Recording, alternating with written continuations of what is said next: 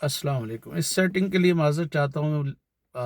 ایسا لگتا ہے کہ میرا مائک خراب ہو گیا ہے اور میں نے 16 منٹ کی وہ کوئی ویڈیو پارٹ 2 خرم الہی صاحب کے حوالے سے وہ کیا، ریکارڈ کیا، لیکن وہ شاید ریکارڈ نہیں ہوا، تو اس لیے بس اپنی کار میں بیٹھا ہوں اور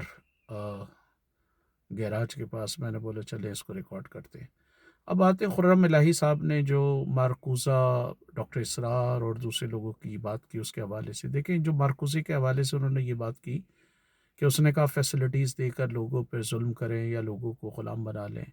آئی ڈونٹ تھنک کہ مارکوزے نے اس طرح کی کوئی بات کی۔ بنیادی طور پہ مارکوزے یہ کہتا تھا کہ ٹیکنالوجی کا ایک جو ہوتا ہے وہ نیوٹرل نہیں ہوتی، اس کا کلاس کیریکٹر ہوتا ہے ایک طریقے سے۔ جو طاقتور لوگ ہوتے ہیں وہ ٹیکنالوجی کو استعمال کرتے ہیں، ضرورت اس امر کی ہے کہ ٹیکنالوجی کو آپ پازیٹیولی استعمال کریں، کیونکہ یہ ذہن میں رہنا چاہیے کہ جو مارکوزے کے ون آف دی ٹاپکس تھے دلچسپی کے، اس میں ایک ٹاپک جو ہے وہ مارکس کا احساس بیگانگی کا تصور تھا، اور ایک یہ تھا کہ جو میں پہلے پارٹ میں بیان کر چکا ہوں کہ انڈسٹریل سوسائٹی میں ریولوشن کیوں نہیں آیا، امریکہ، برطانیہ، فرانس، جرمنی، جہاں پہ انڈسٹریز زیادہ تھی۔ اس کا تو اس نے بتایا کہ ماس میڈیا کے تھرو جو طاقتور طبقات ہیں، حاکم طبقات ہیں، انہوں نے لوگوں کی کانشیسنس کو جو ہے وہ کیپچر کر لیا، ان کو ایک طریقے سے یرغمال بنا لیا، غلام بنا لیا، منوٹنی پیدا کی اور کنفرمیٹی پیدا کی۔ دوسرا اس کا یہ تھا کہ دیکھیں انڈسٹریل، اگر آپ ٹیکنالوجی کو ایک طریقے سے یہ کہا جا سکتا ہے کہ بہتر طریقے سے اگر ٹیکنالوجی کو استعمال کیا جائے تو بھوک، افلاس، غربت کو ختم کیا جا سکتا ہے، اور انسان جو یہ گدھوں کی طرح کام کر رہا ہے 10 10 12 12 گھنٹے، اس کام کے ورکنگ آور ریڈیوس کیے جانے چاہیے، کیونکہ مارکوزے مارکس کی طرح اس بات پر یقین رکھتا تھا کہ انسان ایک تخلیقی جانور ہے، جس طرح آ، آ، دوسرے لوگوں کا جوہر ہوتا ہے، دوسرے جو جاندار ہوتے ہیں اس کا جوہر ہوتا ہے، انسان کا جوہر جو ہے وہ امیجنیٹو ہے، تخلیقی ہے، اور وہ اسی وقت ہوگا نیچرلی جب اس کے پاس ٹائم ہوگا۔ آپ کو ایک بہترین مصور بننا ہے تو اس کے لیے تصویر بنانے کے لیے ٹائم چاہیے، آپ کو ایک مجسمہ ساز بننا ہے اس کے لیے آپ کو ٹائم چاہیے۔ آپ نے کبھی سوچا ہے کہ یونان میں اتنی بڑی تعداد میں تخلیق کار کیسا پیدا ہوئے، سائنس وہاں پر، فلسفی، منطقداں، ڈرامٹسٹ، شاعر وغیرہ؟ اس لیے کہ خالی ایتھنز کی 4 لاکھ کی آبادی میں 2.5 لاکھ غلام تھے جو کام کرتے تھے، اور ایرسٹوٹل بڑا کہتا تھا کہ ان غلاموں کا ہونا بڑا ضروری ہے، کیونکہ اگر یہ غلام نہ ہو تو ہم کوئی کام نہ کر سکیں۔ تو مارکس کا خیال یہ تھا کہ تاریخ عالم انسانیت میں انسان ہمیشہ لمبا کام کرتا رہا ہے، اور ایگریکلچر ٹائم میں وہ اس لیے لمبا کام کرتا تھا کہ اسکیرسٹی ہوتی تھی، قلت ہوتی تھی چیزوں کی، اس کو قلت کا خوف ہوتا تھا۔ تو اب جو انڈسٹریلائزیشن کی وجہ سے آپ جو ہے وہ بہت زیادہ جو آپ کی زندگی کی بنیادی ضروریات ہیں وہ وافر مقدار میں پیدا کر سکتے ہیں۔ مثال کے طور پہ صرف امریکہ اتنا گندم اگاتا ہے کہ مزمبیق جیسے 26 ممالک کو کھلا سکے، لیکن وہ ان کو کھلاتا نہیں ہے، وہ ساؤتھ پیسیفک اوشن میں ڈم کر دیتا ہے اضافی گندم۔ برطانیہ اتنا دودھ پیدا کرتا ہے، لیکن اس کے باوجود عراق میں 5 لاکھ بچے دودھ سے مر جاتے ہیں، اور انگلینڈ کی ندی اور نالوں میں ہزاروں ٹن لیٹر دودھ بہایا جاتا ہے تاکہ اس کی قیمت نیچے نہ آئے، اور یہ اس لیے ہے کہ پروفٹ اورینٹڈ اکانومی ہے۔ تو مارکوزے کا مارکس کی طرح خیال تھا کہ اگر آپ ٹیکنالوجی یوز کریں تو آپ ضرورت کی وافر مقدار میں چیزیں بنا سکتے ہیں، اگر یہ چیزیں منافع کے لیے نہ ہوں، خالی انسانی ضروریات کے لیے ہوں، تو انسان کو اتنا ہی کام کرنا پڑے گا جتنی اس کو ضرورت ہوگی۔ تو آپ کا یہ روٹی، کپڑا، مکان، آپ کے یہ شیمپو، آپ کے یہ ٹوتھ پیسٹ وغیرہ، ان چیزوں کے لیے تو آپ پھر تھوڑا سا کام کریں گے۔ ہم اور آپ انسانوں کی ایک بڑی تعداد اس لیے گدھوں کی طرح کام کرتی ہے تاکہ کوئی انیل امبانی، مکیش امبانی جو ہے اپنے بچوں کے ولیمے پہ اربوں روپیہ لگا سکے، کوئی لکشمی متل جو ہے اپنے بچے کا پیرس میں کسی 5 اسٹار ہوٹل میں ولیمہ کرا سکے، کوئی ایلن مسک وغیرہ جو ہے وہ باہر کی ٹرپ پہ جا سکے۔ تو اس کا یہ خیال تھا کہ اصل کیپٹلزم میں کیا ہے کہ جو چیز مزدور پیدا کرتا ہے وہ اس کے کنٹرول میں ہوتا ہے، اور اس میں ایک احساس بیگانگی ہوتا ہے، وہ جو چیز بنا رہا ہوتا ہے اس پہ اس کا کنٹرول نہیں ہوتا۔ مثلا وہ خوبصورت آ، گھر بناتا ہے لیکن خود جھوپڑ پٹی میں رہتا ہے، بہترین بنگلے بنائے گا، بہترین کاریں بنائے گا، خود بیچارہ سائیکل بھی نہیں چلا سکتا، بہترین جوتے اور سینڈل بناتا ہے، اس کے اپنے بچے جون کی سخت گرمی میں ننگے پیر گھوم رہے ہوتے ہیں، بہترین وہ جو ہے وہ آپ کے سینڈل بنائے گا، یا بہترین وہ دوائیں بنائے گا، بلینکٹ بنائے گا، لحاف بنائے گا، لیکن اس کے اپنے گھر والے جو ہے وہ دسمبر کی سخت سردی میں ٹھٹر ٹھٹر کے مر رہے ہوتے ہیں۔ تو مارکس کا خیال یہ تھا کہ آپ جب انڈسٹریلائزیشن کے تھرو اچھی خاصی ابنڈنس کر لیں گے، بنیادی ضروریات کی فراوانی ہوگی، تو انسان کو 1 ڈیڑھ گھنٹہ ہو سکتا ہو کام کرنا پڑے، بقیہ ٹائم وہ آرٹ، ادب، فلسفہ، لٹریچر، وہ جو اس کا اصل جوہر ہوگا، اور ایک انسان بہت سارے کام کر رہا ہوگا بے وقت۔ مثلا وہ اگر لازم بات ہے اس کے پاس اگر نوکری کرنے کے لیے وہ 1 گھنٹے جائے گا، تو بقیہ اس کے پاس کوئی 16 17 گھنٹے ہوں گے نا نیند کے علاوہ، تو وہ گھر میں کھانا بھی پکا سکتا ہے، وہ جو ہے وہ بچوں کو لک آفٹر بھی کر سکتا ہے، وہ میوزک بھی بجا سکتا ہے، وہ گھر میں گارڈننگ بھی کر سکتا ہے، وہ کوئی جانور بھی پال سکتا ہے، تو یہ سارے کام وہ کر سکتا ہے۔ تو یہ بنیادی طور پر مارکوزے کا بھی یہی خیال تھا کہ آپ انسان کی بنیادی ضروریات کو پورا کریں، اور بنیادی ضروریات کو پورا کر کے پھر اصل انسان کا جنم ہوگا، جو مارکس نے بڑا مشہور وہ لکھا ہے کہ وہ صبح میں فشنگ کر رہا ہوگا اور تو دوپہر میں آرٹ، ادب، فلسفہ، اس طرح کا میں پیرافریز کر رہا ہوں اپنے طور پہ۔ اب سوال یہ پیدا ہوتا ہے کہ یہ جو خرم الہی صاحب نے اس کو کنیکٹ کر دیا دبئی سے، بھائی دبئی میں مزدوروں کو انہوں نے کتنی فیسلٹیز دی ہیں، وہاں تو جانوروں کی طرح مزدوروں کو رکھتے ہیں، ایک ایک کمرے میں بنگالی، پاکستانی، انڈین جو مزدور ہیں 15 15 لوگ رہ رہے ہوتے ہیں، وہاں کون سی فیسلٹیز دی ہوئی ہے؟ اور یہ جو عیاشیوں کی جن کی آپ بات کر رہے ہو، یہ چند حاکم طبقات تک یا چند مڈل کلاس تک محدود ہیں، اس کا دائرہ ہر جگہ نہیں ہے۔ پھر آگے انہوں نے جو یہ بات کی کہ جی رومانٹک پوئٹس جو تھے انہوں نے ٹرین کے آنے پر جو خوشی کا اظہار کیا، اس میں بھی ایک غم تھا۔ ایک تو رومانٹک پوئٹس، پتہ نہیں خرم الہی صاحب نے کسی رومانٹک پوئٹ کو صحیح سے پڑھا ہے یا صرف نام سن لیا ہے۔ رومانٹسزم اور رومانٹک پوئٹری، اس کے جو ایک اولڈر جنریشن تھی، ایک اس میں ینگر جنریشن تھی۔ اولڈر جنریشن میں ولیم بلیک، کولرج اور ولیم ورڈسورتھ آتے ہیں، ینگر جنریشن میں کیٹس، بائرن اور شیلے آتے ہیں۔ اور یہ ینگر جنریشن اس لیے کہتے ہیں کہ یہ لوگ کم عمری میں مر گئے، کم عمری سے مراد یہ ہے کوئی 25 میں مر گیا، کوئی 30 میں مر گیا، کوئی 35 میں مر گیا، زیادہ نہیں جیے وہ جو تھے۔ ولیم ورڈسورتھ تو کافی لمبا رہا ہے۔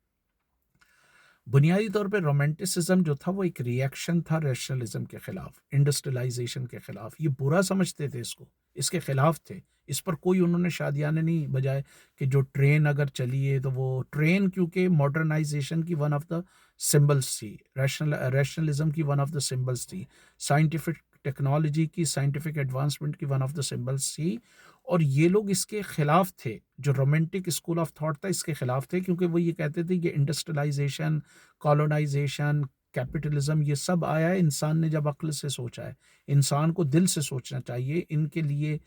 جو پیشن ہے، یہ پیشن جو ہے وہ اٹس سپیریئر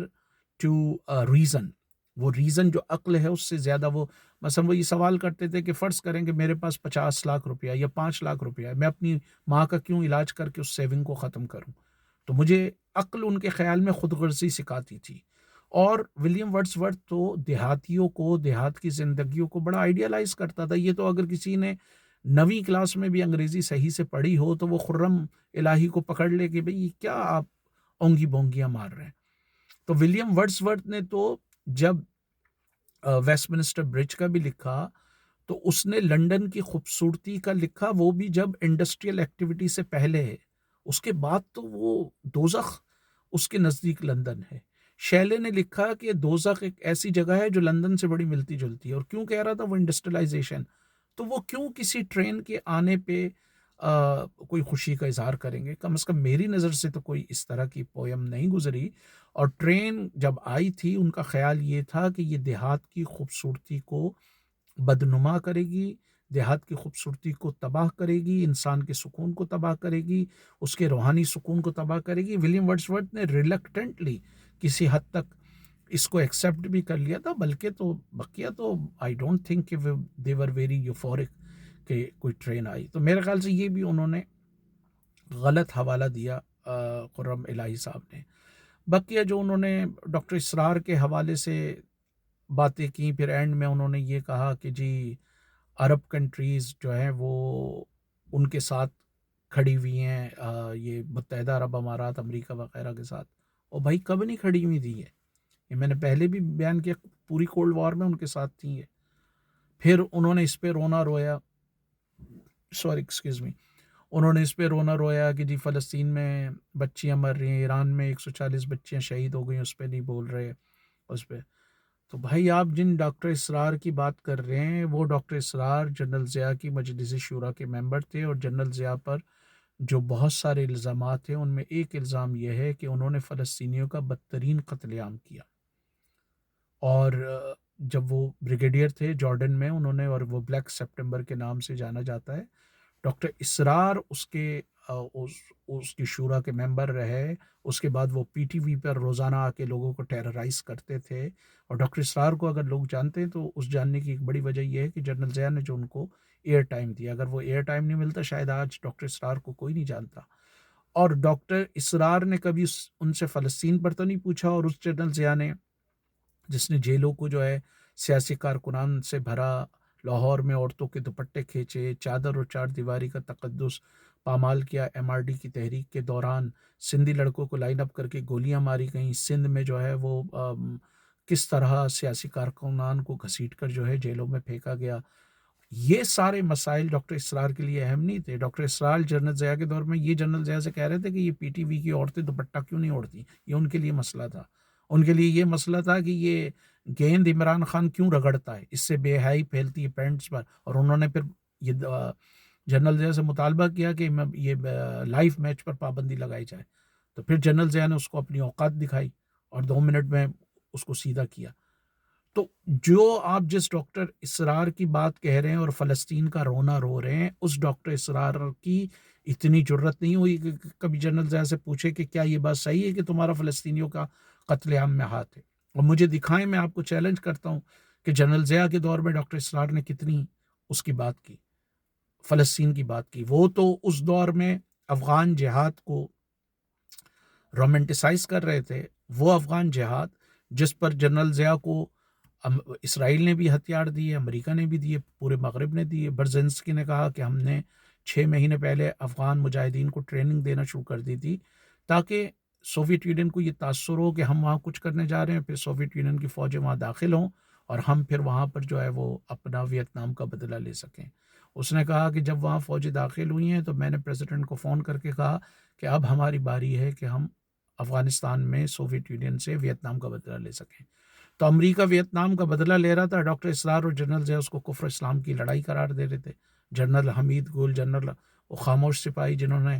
خاموشی سے اربوں روپے کمایا، اختر عبد الرحمان، وہ اس کو کفر اسلام کی جنگ قرار دے رہے تھے. تو اس وقت کہاں رونا پیٹنا تھا.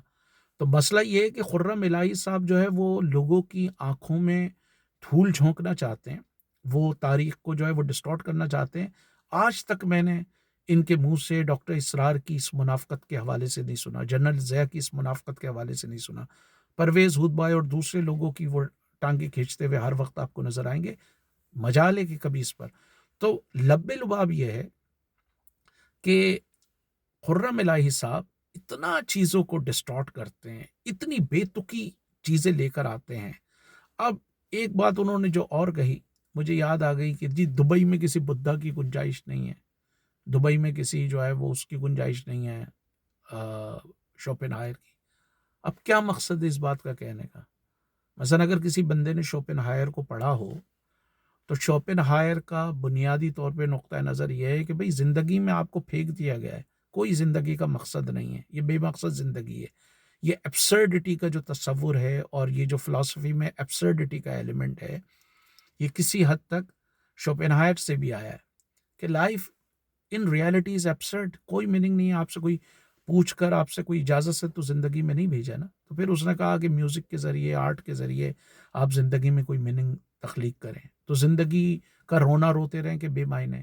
تو کیا مقصد ہے بدھا کا دبئی میں آنے کا؟ کیا مقصد ہے کہ بدھا آ کے زندگی کا روئے کہ یہ زندگی بیکار ہے، سب بندے بیٹھ جائیں اپنے کام کاج چھوڑ کے اور بس اس پر بات کرتے رہیں کہ زندگی بیکار ہے، اس کا کوئی مقصد نہیں ہے. یہ الگ بات ہے کہ خود شوپنہائر نے اپنے باپ کی ساری جب پراپرٹی اینٹھی